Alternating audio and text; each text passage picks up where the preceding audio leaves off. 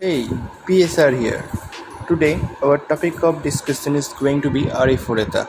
I am really excited for this anime's second season, which is coming in 2022.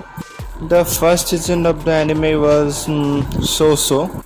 The story was good, everything was good, but the CG and animation was not up to the task. And especially they skipped a lot of from the volume 2 of Sia's arc, so that was also unsatisfying. But I have really high hope for the season 2, so let's wait and see about that. What we're going to talk about from Arifureta is how Hajime became from a human to a human monster hybrid. Who have watched the anime already know a part about it, but there may be something you have already missed, or there was something which was not present in the anime but was in the light novel. So we're in for a ride, so let's get started. Now, let's know the personality of Hajime before he was summoned to the another world. That means when he was living in Japan as a high school student. He was a genuine otaku, just like the most of us probably, and he was very devoted to his hobbies about games, anime, manga, etc. His father was a game creator and his mother was a shoujo mangaka, so he was highly influenced by them. The otaku hobbies of Hajime was actually the cause for bullying in the high school, and he was always looked down upon for this.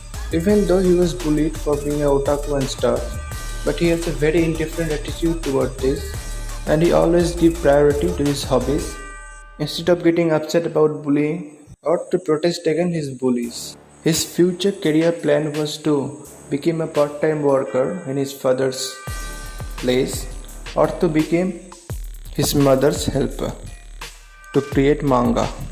In nature, his personality was kind and gentle, so he always wanted to keep away from any type of trouble or want to attract as less attention as possible.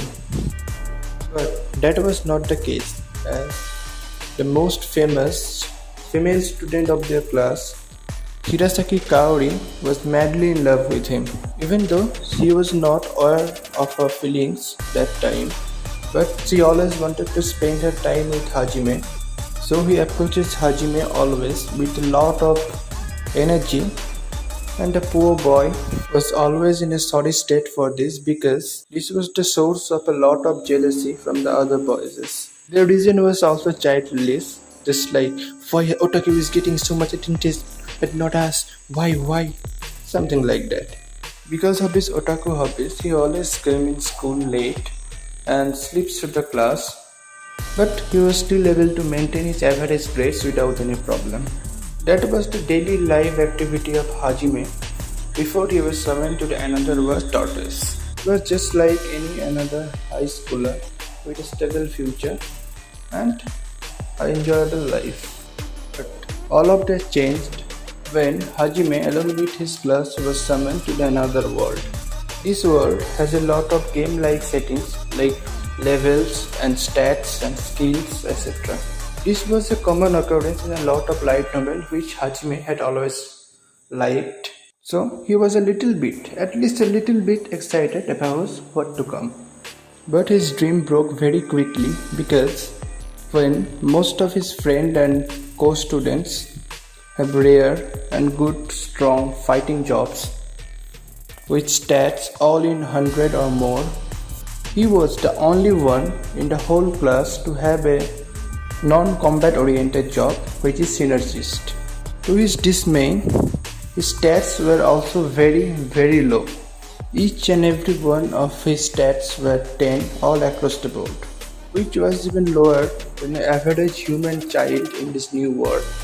And against heroes, that was like nothing, absolutely nothing in terms of power and abilities. Also, he had no combat oriented abilities. His only ability was transmutation, which was completely related to refine arts or creating stuffs. This also resulted in his getting bullied again and also being ridiculed by other students. And adding insult to injury, his growth rate for his stat was also very slow, which shows that his total growth potential was also very low. That would have been a very bad situation and despairing situation for most of the person, but Hajime didn't give up. When he understood that he would not be much of a help in combat, he tried to help his classmate with his knowledge. He studied and spent most of his time in the library and practiced harder than anyone just to be able to somehow help. This shows that even though his body was weak, his heart was very, very strong. That was also the reason why Kaori liked Hajime that much. When there was an expedition planned for Orcus Great Labyrinth, Kaori somehow felt ill premonition and tried to stop Hajime from going into the dungeon.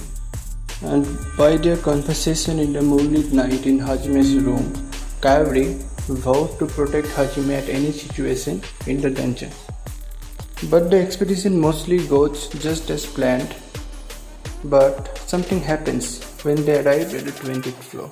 There was a very rare gemstone which was very famous among the young noblemen in the world. The human trash, Yama, wanted to give this to Kaori to get her attention. But the gemstone was actually a trap which sent them to the 65th floor of the labyrinth. So now we have to know some trivia. In this new world, the Oscar's Great Dungeon was one of the hardest dungeons to conquer, and the highest floor the adventurous party was able to cross was the 64th floor, and that adventurer party was made out of the legendary adventurers.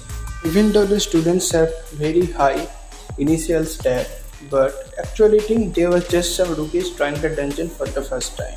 There is no way they will be able to cope up with the situation, especially when the floor was the floor where the first legendary adventurous party was defeated.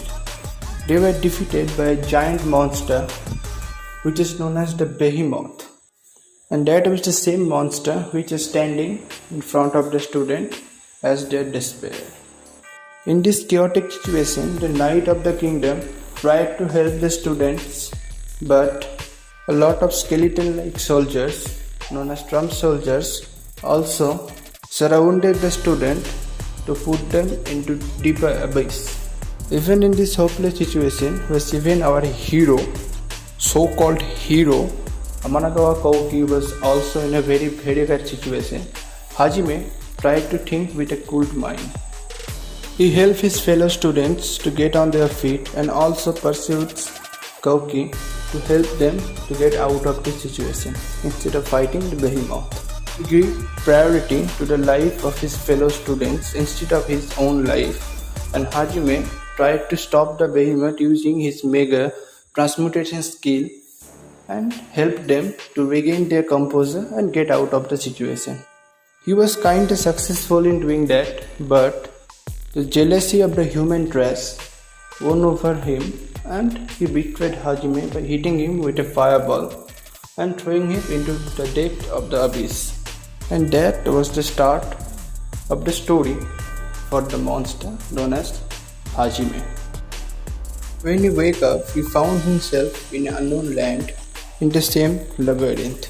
He was then just played with by a monster, a rabbit monster, which was very short in stature but was even stronger than the Behemoth. This made Hajime realize that he was in an even deeper floor than the 65th floor, which was reason enough for him to lose his mind. But that was nothing compared to what was about to come, which was a bear monster. That bear monster was also the strongest monster in this floor, and the rabbit, who was looking like a opponent who was completely unbeatable, was not only easily beaten but was also eaten like it was nothing. Hajime tried to run away from the bear monster, but he lost his hand, but was somehow able to get away from that monster using transmutation to dug into a wall.